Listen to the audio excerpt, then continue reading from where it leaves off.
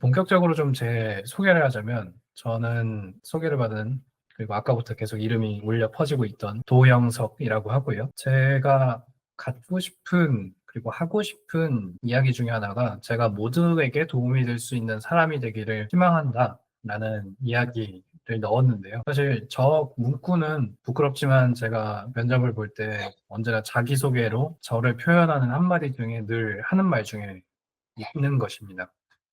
저의 커리어는 현재로서는 저는 지금 픽셀스코프라는 회사에 PMO를 맡아서 업무를 진행하고 있고요. 좀 희한하다고 생각하실 수 있겠지만 저 자체가 LG전자에서 이제 소프트웨어 엔지니어로 쭉 일을 하다가 현재 지금 이제 프로젝트 관리자라고 할 수 있겠죠. 그 형태로 지금 업무를 전향을 해서 쭉 이렇게 직장 생활을 하고 있는 중에 있습니다. 제 프로필로 일단 첨부를 드렸으니 관심이 있으신 분들은 한번 가보시기를 부탁드리고요. 네. 저는 아까 이제 당신의 로드맵이 무엇인가요? 라는 이야기에서 있었듯이 오늘 좀 이야기를 좀 크게 나눠보자면 전반부에서는 아마 제가 어떤 식으로 어떻게 커리어 전환을 했는지에 대한 이야기를 좀 더 많이 할 거고요. 그리고 그 전환을 하겠다라고 생각한 것과 그 생각을 좀 더 구체화 시켰던 그 경험에 대해서 공유를 드리고, 그리고 그 경험을 토대로 이런 방식으로 생각을 하면 커리어를 전환하는데 혹은 내 커리어를 좀 더 강화하는데 도움이 될 수 있겠다라는 생각들을 기재를 해보았습니다. 오늘 제가 이야기 드리는 게 여기 참여해주신 분들께 작게나마 도움이 돼서 어떻게 내 미래를 그려보겠다라는데 정말 하나의 도움이 되었으면 하는 생각으로 이 자료를 만들었습니다. 네, 이 소프트웨어 개발 프로세스 알고 계시죠? 네, 사실 이거는 이제 그 저희 개발자 입장에서 늘 이렇게 가졌던 것 중에 하나인데 일반적으로 프로젝트를 진행할 때 떤 순서대로 진행을 하는지에 대한 그 사항, 그걸 이제 저희는 프로세스라고 부르죠. 그 개발을 할 때 프로젝트가 진행을 하기 위해서는 정해진 프로세스대로 하지 않으면은 또 문제가 발생하게 됩니다. 그래서 사람들이 이 고정적인 형태를 쭉 진행을 시켜야 문제가 없이 프로젝트가 완료될 수 있다라고 보기 때문에 이걸 좀 더 잘 정형화시켜서 만든 형태가 바로 이 개발 프로세스라고 보고 있는데요. 일반적인 형태는 지금 이 7가지 형태로 분류되고 있습니다. 첫 번째로는 이제 프로젝트를 만들어내기 위해서 아이디어를 수집을 하게 되고요. 그리고 요구사항 분석을 하게 됩니다. 이 요구사항 분석을 통해서 어떤 것들을 개발해야 될지, 어떤 것들을 사용자한테 제공을 해야 될지 판단을 하게 되고요. 그걸 기반으로 디자인, 즉 이제 설계를 하게 됩니다. 어떤 식으로 개발을 만들어 갈지 그 설계를 진행을 하고 그리고 난 뒤에 이제 개발을 하는 형태가 되는 거죠. 이 개발이 다 끝난 뒤에는 이제 테스트를 거치고 수많은 테스트를 거친 끝에 문제가 없다라고 판명된 시점에 이제 디플로이먼트, 이제 배포를 하게 되죠. 그리고 배포를 하고 난 프로젝트는 거기서 끝이 아니라 이게 계속 정상적인 동작을 할 수 있도록 메인터넌스, 유지보수 활동을 계속하게 진행됩니다.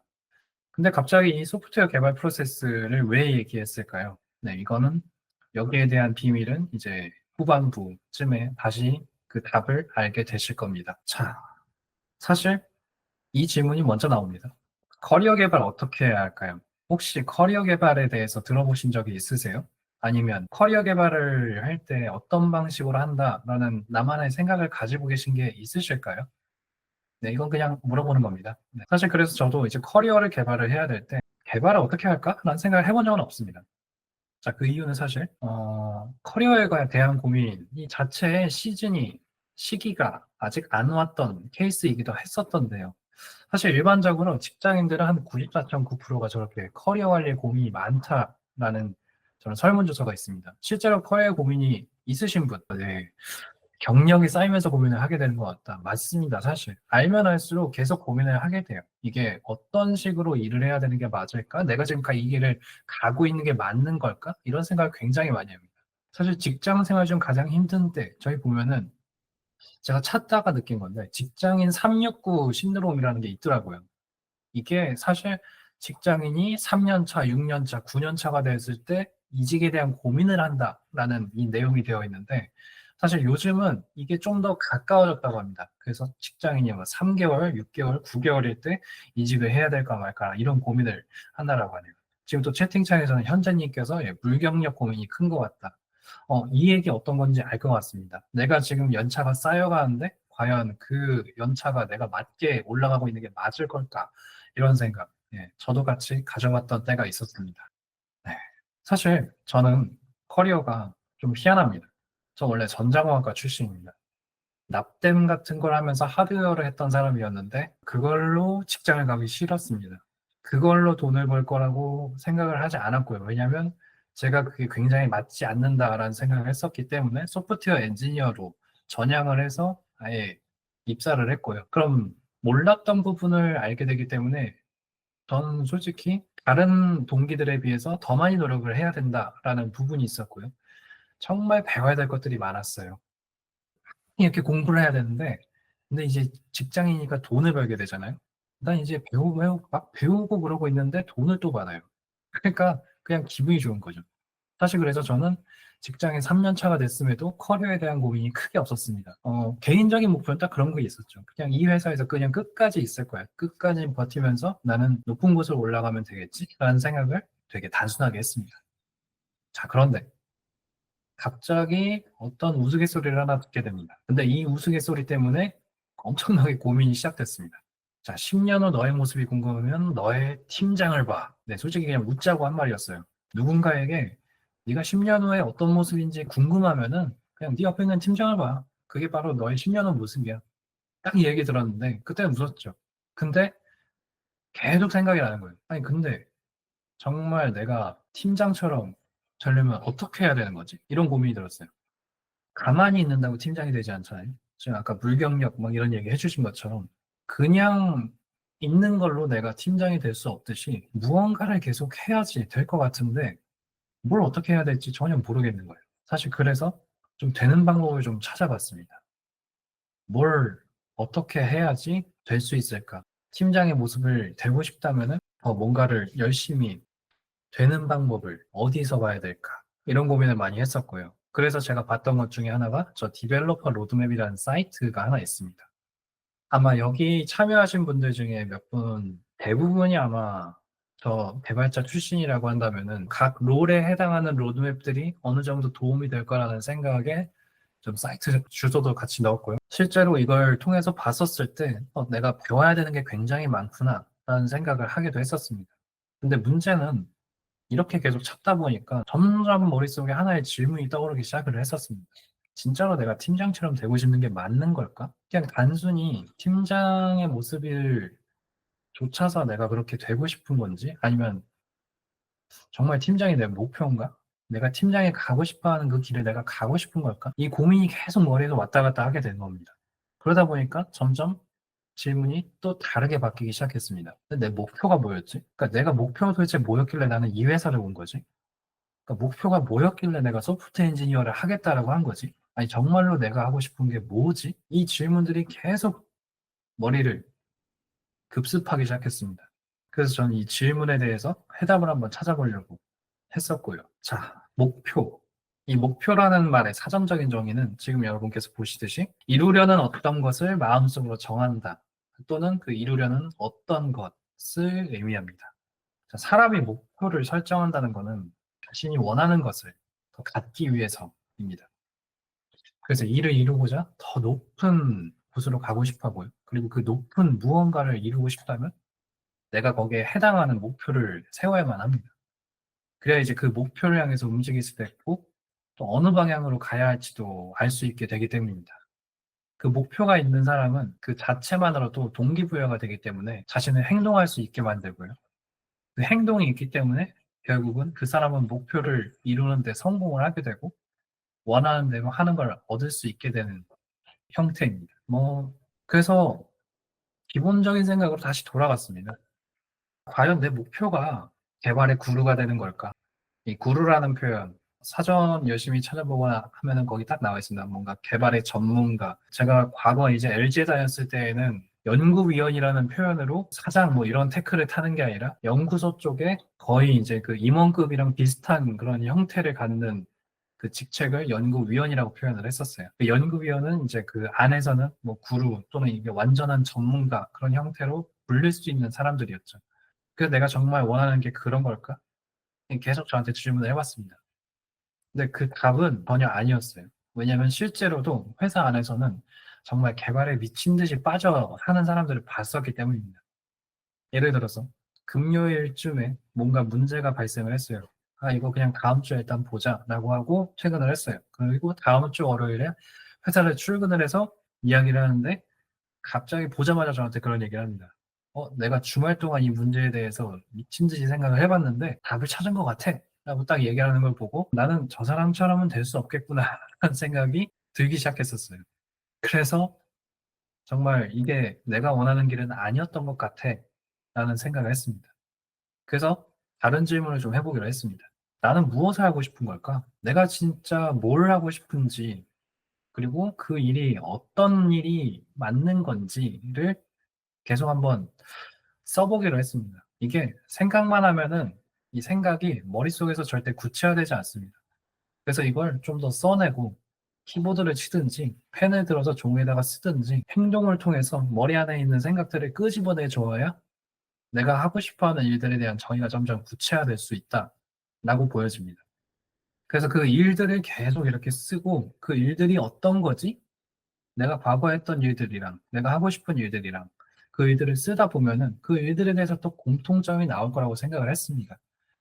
그 일들을 계속 이어서 그리다 보면은 결국에는 내가 어떤 길을 가고자 하거나 그거에 대한 큰 계획이 나올 것이라고 생각을 했기 때문입니다. 그러면 여기에서 아까 제목 부분에서 얘기를 드렸던 당신의 로드맵에 대해서 좀 이야기를 드리려고 합니다. 자, 로드맵은 어떤 일을 추진하기 위해서 필요한 목표, 그리고 기준 등을 담아서 만든 종합적인 계획을 의미합니다. 그래서 기업은 그 방향성을 정의하고, 그 회사의 방향성이죠. 그 방향성을 정의하고, 여기서 방향성은 어떤 식으로 회사를 이끌어가야 될지에 대한 방향성입니다. 그 방향성들을 정의하고, 그 방향성에 맞는 로드맵을 세웁니다. 이 로드맵을 세울 때는 그 방향성을 실천시키기 위해서 각각의 프로젝트를 배치하고요. 우리는 이런 형태로 가기 위해서 이런 프로젝트를 개발을 해야 돼 라는 계획을 세우게 되고 그 프로젝트가 실제로 구현이 되고 배포가 되는 모습들을 보면서 이 회사가 우리 회사가 제대로 가는 길을 확인하고 또 이게 그 목표를 향해서 가고 있는지를 체크하게 됩니다. 그래서 기업이 로드맵을 중요시 여기는 이유는 자기들이 가기 위한 그 길들의 지도가 될 수 있고 그리고 모든 사업의 근간이 되는 계획이 되기 때문입니다. 로드맵이 그럼 목표를 이루기 위한 계획이라고 한다면은 저는 나의 로드맵은 즉 나의 인생 계획이라는 말이라고 생각을 했었습니다. 자, 내가 생각하는 나의 로드맵을 잘 짠다라는 거는 결국엔 내 인생의 목표를 세우고 그걸 이루기 위해서 계획을 잘 세워 나간다라는 말이라고 생각을 했기 때문입니다. 자, 달리 말하면 로드맵에 목표가 필요한 것처럼 나의 인생도 내가 생각하는 그 목표가 있어야지 그 목표를 위해 살아가는 계획이 만들어지고 그리고 그 계획 자체가 결국에 나에게 동기가 되어서 내 삶에 활력을 넘겨줄 수 있다는 말입니다. 결국에 내가 나에 대한 로드맵을 잘 짠다는 거는 내가 어떻게 살아야겠다, 내가 어떻게 실천을 해야겠다라는 그 계획인 거고요. 우리는 그럼 그 계획을 즉 현실화시키기 위해서 좀 더 노력을 하게 될 거고요. 그 노력을 하는 그 과정에서 나는 점점 에너지를 얻게 될 거고, 그 에너지로 인해 점점 활력을 얻고 그 형태를 이뤄낼 수 있는 결국엔 선순환 구조가 될 것이라는 말입니다. 자, 그래서 지금 저의 로드맵은 프로젝트 매니저라는 형태로 왔습니다.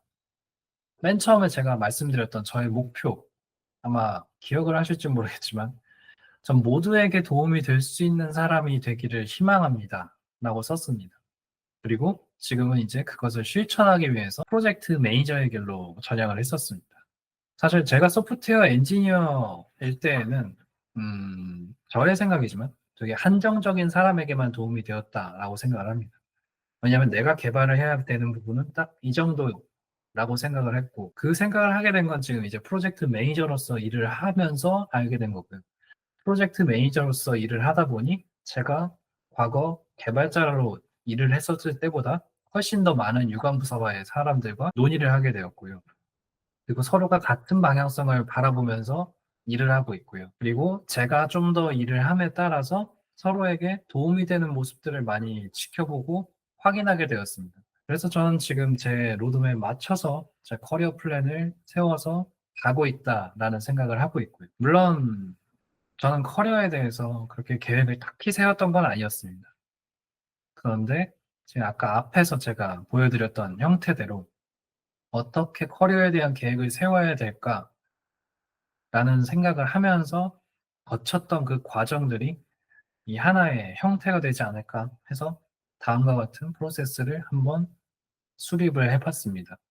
어디에 없는 겁니다. 그냥 제 생각에서 나온 거예요. 소프트웨어 개발 프로세스처럼 비슷하게 한번 만들어 봤습니다. 커리어 개발 프로세스라는 이름을 한번 거창하게 붙여봤고요. 네, 좀 민망하긴 하지만 뭐라도 이름을 한번 붙여보려고 해서 저렇게 붙여본 거고요. 이미 보시면 아시겠지만 기본적으로 되게 소프트웨어 개발 프로세스랑 흡사합니다. 맨 처음에 아이디어 제너레이션 형태가 인포메이션 디스커버리 말 그대로 정보 탐색의 단계인 거고요. 그리고 자기를 분석하고 앞에서는 요구사항을 분석했죠. 그리고 내 목표를 디자인하고 앞에서는 그냥 설계를 했고요. 그리고 구현하기는 똑같고 테스트 대신에 트라이가 들어가 있고요. growth 이게 자체는 이제 성장했다라는 표현이기 때문에 얘는 이제 배포한 것과 똑같다라는 생각이었고 최종적으로 목표를 가져간다라는 7단계로 한번 만들어 보았습니다. 이 형태들에 대해서는 이 뒷장에서 좀 더 세부적으로 말씀을 드리고자 합니다. 우선 정보를 탐색하는 단계, 아이디어를 탐색하는 단계와 흡사하다고 했죠. 우선 많은 정보를 좀 찾아봐야 됩니다. 실제 내가 그 커리어를 좀 더 높이고 싶다면, 아니, 커리어를 바꾸고 나를 좀 강화를 하거나 아니면 전환을 하고 싶거나 그러고 싶다면 실제로 진짜 많은 정보를 찾아야 됩니다. 저는 그 정보를 찾을 때 여러 가지 도구를 사용해야 된다라고 말씀을 드리고 싶습니다. 우선 직장에서 동료들의 이야기를 참조를 해도 되고요. 동료가 아니라 이제 직장 상사여도 되고요. 또는 이제 다른 직장이어도 상관없습니다. 이 회사 안에서는 내가 접할 수 있는 그 문서들이 아마 있을 거예요. 그리고 내가 보는 영역만 보는 게 아니라 정말 여러 가지 영역들, 타 유관부서의 것들도 한번 확인을 해보면서 내가 어떤 식으로 이 회사 안에서 성장이 가능한지, 그리고 이 안에서 또 내가 무엇을 할 수 있는지 이것들을 좀 많이 알아가야 된다라고 생각합니다. 지금 이미 회사를 다니면서 느끼시겠지만 과거에 내가 대학교를 다녔을 때 알았던 그 직장인의 그 직종 폭들은 굉장히 좁다라는 거를 아마 알게 되실 거예요. 대기업을 가면 갈수록 더 많은 직종들이 있고요. 그리고 시중에도 정말 우리가 링크드인이나 뭐 원티드나 어디 그런 구직 사이트를 가더라도 내가 모르는 것들이 참 많이 있다라는 걸 알게 됩니다. 이 모든 게 결국에 나에게 정보가 될 거고요. 그래서 각종 인터넷이나 SNS 등의 정보를 통해서도 다른 회사의 정보를 좀 더 많이 캐내는 것도 하나의 방법일 거예요. 또는 저는 컨퍼런스 같은 것들을 많이 가는 것도 추천을 합니다. 일단 시야가 넓어져야지 내가 받아들일 수 있는 정보가 더 많아질 거고요. 그 넓어진 시야 안에서는 내가 과거에 보았던 정보들도 새롭게 보일 거라고 생각합니다. 실제로 보는 폭이 넓어지니까 내가 도전할 수 있는 폭도 더 넓어지게 되고요. 그 자체를 만들기 위해서는 결국엔 나는 정보를 많이 찾아서 그걸 내 것으로 가져와야 합니다. 자, 그걸 찾고 나면은 그 다음에 이제 해야 될 것은 나에 대해서 좀 더 많이 분석을 해야 됩니다. 사이먼 시넥이라는 저 Start with Why라는 책을 쓴 사람이 있어요. 저분이 굉장히 유명해진 그 강연 자체가 저 테드 강연에서 있었던 일인데 나는 왜 이 일을 하는가 라고 저 강연 이름이 한국어로는 그렇게 되어 있고요. 그 강연에서 이제 이렇게 이야기합니다. 자, 중요한 건 이 일을 하는 이유가 아니라 이 일을 왜 선택했느냐가 중요하다고 합니다. 다시 말하면은 돈을 벌기 위해서라면 내가 꼭 지금 내가 하고 있는 이 일을 하지 않아도 알바를 하거나 뭐 물건을 팔거나 해서라도 돈을 벌 수 있는데 내가 이 일을 선택해서 하는 이유는 분명히 꼭 나에게 있다라는 것입니다. 그래서 내가 왜 하필 이 일을 선택했는지는 내가 알고 있기 때문에 내가 그 이유를 찾아야 되고 그 이유를 알아야 됩니다.